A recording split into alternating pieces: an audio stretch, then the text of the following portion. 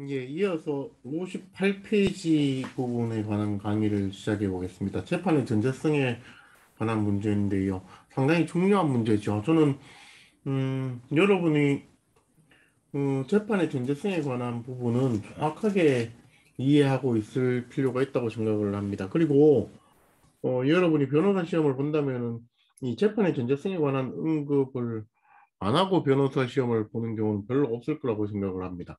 사례형에서 응급을 하든지 기록형에서 응급을 하든지 꼭 한 번은 응급할 사항일 거라고 저는 생각을 합니다. 그래서 저기 58페이지 박스 안에 있는 재판의 전제성에 관한 일반적인 설시는 거의 외울 수 있을 정도로 이해해 놓으시기를 바랍니다. 재판의 전제성이라 하면 재판이 있을 것, 적용될 것, 다른 내용의 재판을 할 것, 이라는 세 가지 요건이 동시에 충족되어야 된다는 것이고, 다른 내용의 재판을 한다는 것은 재판의 주문이나 결론이 달라지거나 이유를 달리하거나 재판이 가지는 법적 의미를 달리하는 경우다. 요 세 가지들 중에 하나라도 충족하면 오하죠. 여기는 그죠? 어느 거 하나라도 충족하면은 다른 내용의 재판을 하는 것이 되는 것이다. 라는 부분을 어, 이해해 놓으시기를 바랍니다. 제가 뭐 조금 복잡하게 설명을 어, 하는 거 아닌가 싶은 생각이 들기는 하지만은 여러분 교재 74페이지에 재판의 전제성 정리라고 하는 부분을 함께 한번 보시길 바랍니다. 계속 중일 것, 라지 A, 적용될 것, 라지 B, 다른 내용의 재판을 하게 될 것, 라지 C, 그죠? 주문이나 결론이 달라질 것, CA, CB, CC, 뭐 이런 것들에 대해서 조금 이해해 놓으시길 바랍니다. 그러니까 재판의 전제성이라고 하는 것은 75페이지에 있는 이 부분까지는 유효합니다. A와 B와 C를 동시에 만족시켜야 된다는 것이고, 그죠? 그러니까 이 말은 다시 말하면은 라지 C 스몰 A, 라지 C 스몰 B, 라지 C 스몰 C 중에 어느 하나라도 만족시키면은 라지 C를 충족하는 것으로 되기 때문에 결국은 재판의 전제성을 충족한다는 얘기는 라지 A and 라지 B and 라지 C A 또는 뭐 이에 있는 것들을 이렇게 연결된다는 것을 한번 이해해 놓으시기를 바랍니다. 이제 뭐 판례하고 제가 조금 다른 이해들을 조금 설명해 놓았습니다만 일단은 일반적인 설명을 좀 해보도록 하겠습니다.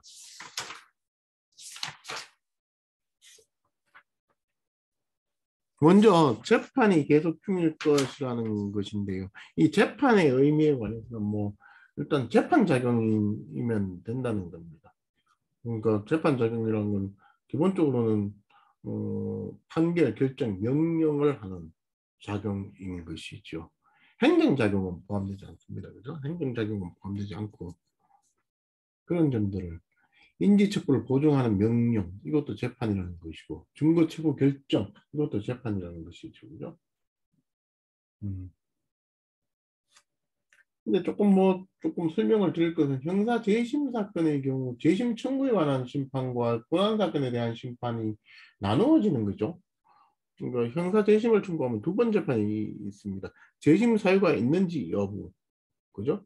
그 다음에 그 재심 권한에 관한 심판이 또 있는 것이죠. 그럼 먼저 재심 청구를 하려면은 형사소송법 420조에서 정하고 있는 재심 사유가 있음을 확인받아야 되는 겁니다. 그죠? 그럼 재심 사유가 없으면은 재심 본안에 적용될 법률 조항에 대한 위헌 법률 심판 재청 신청은 각하될 수밖에 없다라는 생각을 하셔야 된다는 겁니다. 예를 들어 이런 생각을 한번 해보시면 됩니다. 어떤 사람이 그 살인을 했다고 생각해 봅시다. 우리가 가장 쉽게 아는 범죄가 살인이니까요. 이 사람이 살인죄로 처벌받았습니다.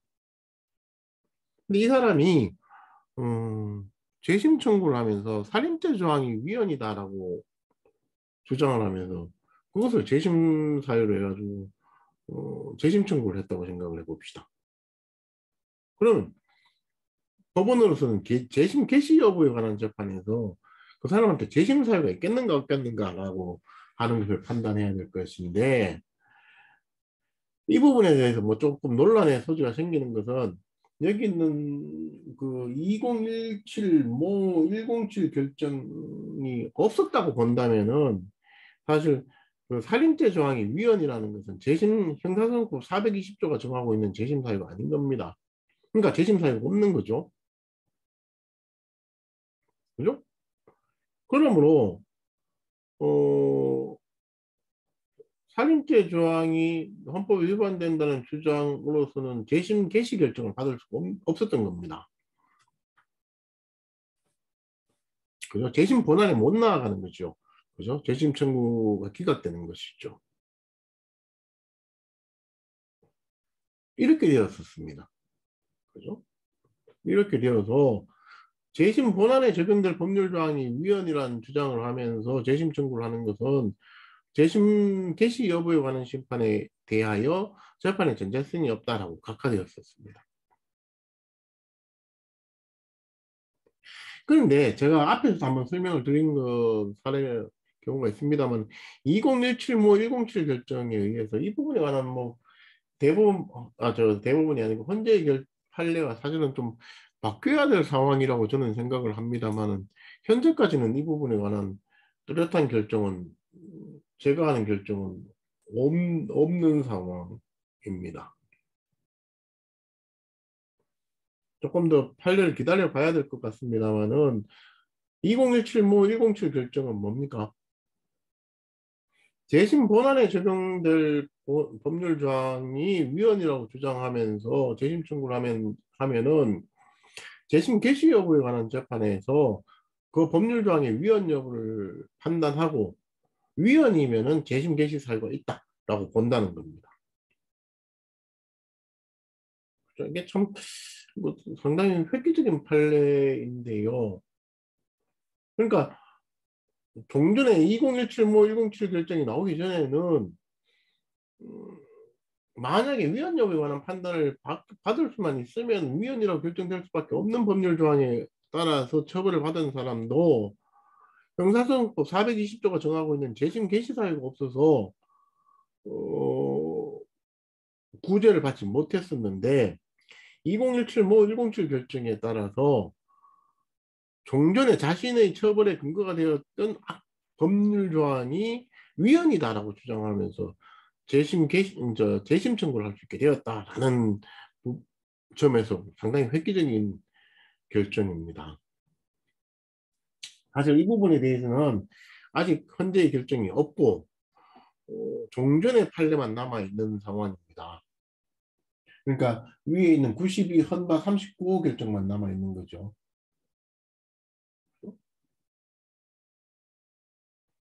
그래서 사실 이 부분에 대해서는 저는 여러분의 변호사 시험에 출제하기는 어려운 상황이라고 생각을 합니다.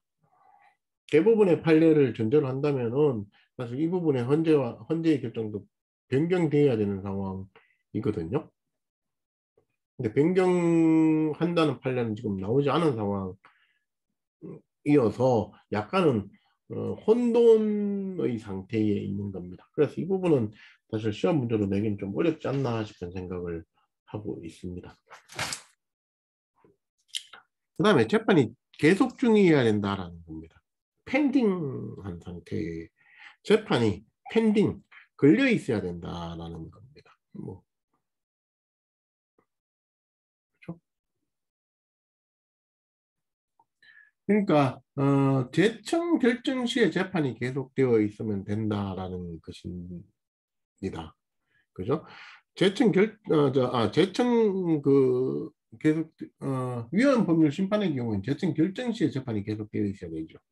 그러니까 자기가 아직 본안에 관한 거기에 관한 재판을 하기 전이어야 되는 것이죠. 그죠? 왜 그렇습니까? 위헌 여부에 따라서 다른 재판을 해야 되기 때문에 이미 재판을 해놓고 위헌 법률 심판을 개청하면 안 될 거 아닙니까? 그죠?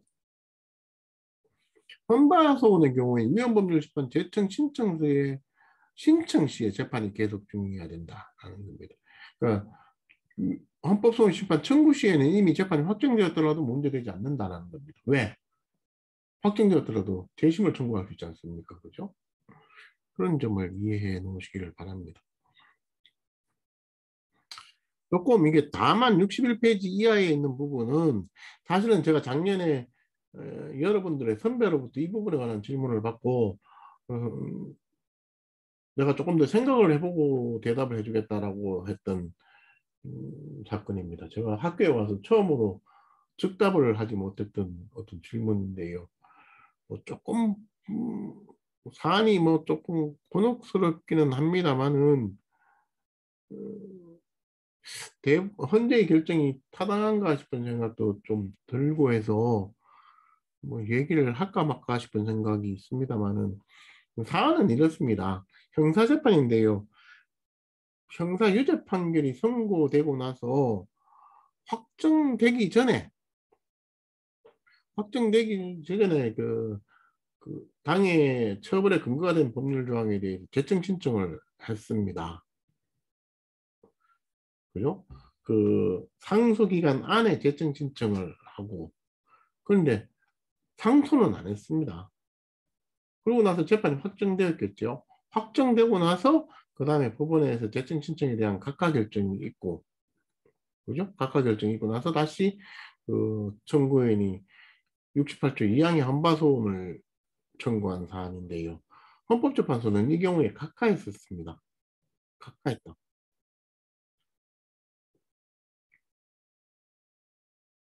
그죠? 근데 언뜻 생각해 보면은 아까 헌바의 경우에는 재청 신청 시에 재판이 계속 중이면 되지 않습니까? 근데 어떻게 됐습니까? 재청 신청 당시에는 재판이 계속 있었던 거죠. 상诉기간이 남아 있었던 때에 재청 신청을 했었으니까요. 근데 각하한 것이 좀 문제가 되었던 겁니다. 여러 가지 재판이 계속 중일 것 하는 것을 그 당의 신급이 아니라 전체 신급에 있어서의 재판이 계속 중일 것이라는 관점에서 본다면 이 사건의 경우에는 재판 계속이 있는 겁니다. 근데 조금 생각을 해보면은 어떤 신급에서 이미 판결이 선고되었는데 그 재판에 전제가 되는 법률 조항에 대해서 판결 선고 후에 재청 신청을 한다면은 당의 법원으로서는 상당히 당황스럽죠. 왜 그렇습니까? 이미 재판 다 했는데, 이미 재판을 다 했는데,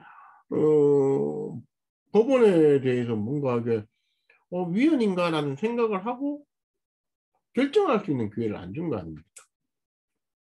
그죠? 이런 경우엔 조금 재청 신청을 받은 법원으로서는 당황스러울 수밖에 없다라는 겁니다.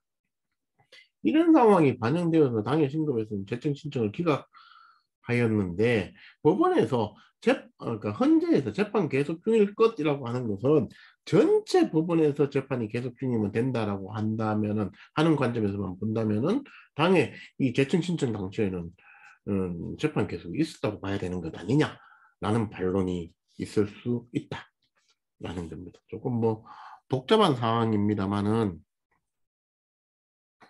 뭐 구체적인 사건을 조금만 설명드리면 예를 들어서 99년도 6월 11일 날 항소심 판결이 선고되었습니다. 6월 11일 날 항소심 판결이 선고되고 6월 18일 날 그 위헌법률심판 재청 신청을 했습니다. 6월 18일이니까 뭐 아직까지는 상소 기간이 남아 있는 거죠. 그 다음 날 상소 기간이 만료되죠. 그죠? 그런데 상소는 안 했습니다. 상소는 안 하고 그 뒤에 7월 30일 날 재청 신청이 기각되고 그 다음에 이제 68조 2항의 소원을 제기했던 그런 상황입니다. 한번 여러분이 생각해 보시는 건 좋은데 너무 뭐 이런 상황까지 염두에 두고 여러분이 시험 공부를 해야 될 것인가라는 것은 뭐 조금 생략해도 괜찮지 않을까 싶은 생각이 듭니다. 조금 어려운 문제입니다.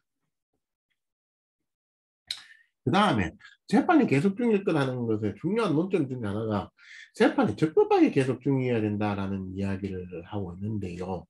이거는 조금 생각해 볼 여지가 있습니다. 대부분 헌재 결정에 따르더라도 조금 이 부분의 판시는 좀 적절하지 못한 바가 있습니다.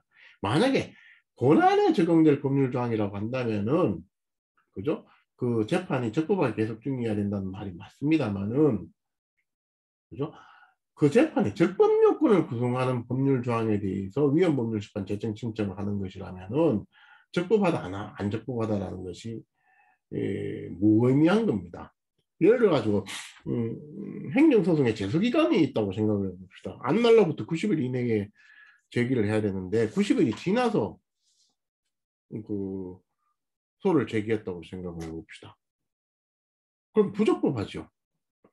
그죠? 근데 소를 제기하면서 뭘 다투었다면 이 제소기간이 위헌이다라고 다투었다면 어떻게 되겠습니까? 제소기간이 위헌이다. 너무 짧아서 90일 이내에 안 때로부터 90일 이내에 소를 제기해야 된다는 것이 너무 짧아서 위헌이다라고 했다면은 그 법률조 그러니까 사실은 제소기간을 놓쳤으니까 이런 건 그 법률 조항이 제소기간을 정한 법률 조항이 적법함을 위헌이 아님을 전제로 한다면 제소기간을 놓친 소제기로서 부적법한 것이 되죠. 그죠? 그렇다고 해가지고 이 재판이 부적법하게 계속 중인 상황이기 때문에 재판 그 청구 기간을 이 위헌이라는 위헌법률심판 재청 신청이 재판의 전제성을 갖추지 못하였다. 더 나아가서 재판이 계속 중이지 아니한 상태, 재판 계속이 없는 상태에서 그 위헌법률심판 재청 신청을 했다라는 비난을 하면서 재청 신청을 기각할 수 있겠는가 하는 겁니다. 좀 곤란하죠. 왜? 그, 그 소재기를 부적법하다고 보는 그 법률 조항에 대해서 재청 신청을 한 거 아닙니까? 완전히 그 법률 조항이 그 위헌이다. 90일로 한 것이 너무 짧아서 위헌이다라고 한다면은 이 청구인의 소재기가 적법해질 가능성이 생기는 거 아닙니까? 사실 헌법재판소가 말하는 적법한 재판이 계속 중일 것이라고 하는 것은 그때 문제가 되는 그 재청 신청의 대상이 되는 법률 조항은 본안에 관한 문제를 다투는 그죠? 본안에 적용될 법률 조항을 다투는 예를 들어서 아까 우리 그 행정소송을 제기했는데 그 처분의 근거가 되는 법률 조항에 대해서 위헌법률심판 재청 신청을 했는데 그죠? 그 소재기 자체가 이미 청구 기간을 지난 것이라면 그죠? 이 위헌 여부에 따라서 처분에 근거되는 법률 조항의 위헌 여부에 따라서 당해 재판의 결론이 달라질 수 있습니까? 없습니까? 없는 거죠. 왜? 적법 요건을 먼저 판단해야 되니까 그 이게 위헌이라고 하더라도 그죠? 그 소재기 자체가 부적법한 것이기 때문에 법원으로서는 각하할 수밖에 없는 겁니다. 이런 경우라면은 뭐저 적법하게 재판이 계속 중일 것이라는 것이 의미가 있습니다만은 그죠? 저 적법 요건을 구성하는 법률 조항 자체에 대해서 위헌법률심판 재청 신청을 하는 경우인데 그 소재기 자체가 부적법한 것이어서 그 각하를 면할 수 없을 것이기 때문에 위헌법률심판 재청 신청이 부적법하다 이렇게 말하면 안 된다는 겁니다. 이 부분을 좀 이해하시길 바랍니다. 밑에 있는 판례들은 전부 다 본안에 관한 법률 조항을 다투는 경우에 해당되는 경우입니다. 그래서 제가 맨 마지막에 결론적으로 62페이지 위에 있는 것처럼 결론적으로 재판이 적법하여야 한다는 요구는 적법 요건을 구성하는 법률 조항에 대해서는 유해하고 해롭다는 겁니다. 이런 말은 하면 안 된다는 겁니다. 그죠? 본안에 적용될 법률 조항에 대해서는 무해하지만 불필요하다. 저는 불필요하다고 생각합니다. 왜 불필요합니까? 사실 그 재판 저기 당의 본안에 적용될 법률 조항의 위헌 여부에 따라서 당의 재판의 주문이나 결론이 달라지지 않기 때문에 그렇습니다. 그죠?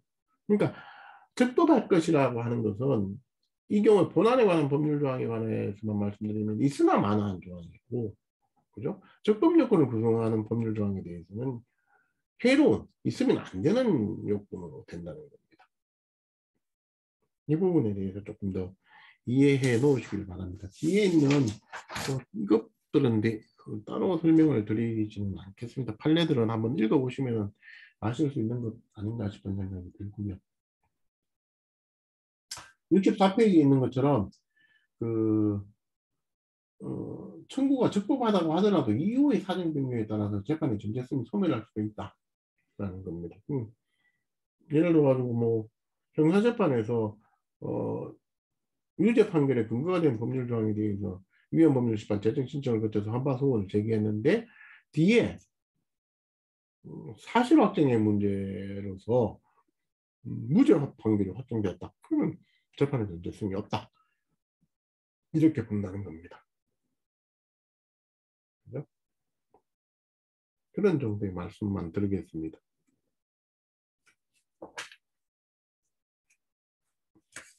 적용될 것이라고 하는 요건이 있습니다만은 사실은 제가 생각하기에는 우리 뒤에 표에서 말씀드린 것에서는 라지 B 요건입니다. 라지 B 요건은 특별하게 작동하지는 않습니다. 뭐 적용되는지 안 적용되는지가 재판의 전제성을 판단하는데 실전적으로는 아무런 작동을 하지 않습니다. 적용되는지 여부는 결국은 나중에 보면은 위헌 여부에 따라서 재판의 결론이나 주문이 달라지는가에 부수되는 것이고, 만약에 위헌 여부에 따라서 재판의 주문이나 결론이 달라지면은 헌재 판례를 따른다면 직접 적용된다고 보든지 간접 적용된다고 보든지 어쨌든 적용된다고 보는 것이기 때문에, 그죠? 그 재판의 위헌 여부에 따라서 재판의 결론이나 주문이 달라질 것 하는 것은 우리 여기서 다루는 적용될 것의 뭐가 된다? 충분 조건이 되는 겁니다. 충분 조건이 됩니다. 그렇죠? 주문이나 결론이 달라지면 항시적으로 적용되는 것이기 때문에 따로 이렇게 독자적으로 이것을 다룰 필요는 없다라는 겁니다. 그 다음에 다른 내용의 재판을 할 것이란 부분이 있습니다만 여기부터는 따로 강의를 하도록 하겠습니다. 이 부분은 조금 더 복잡해지는 부분이 있어서요. 여기까지만 강의를 하고 마치도록 하겠습니다. 고생하셨습니다.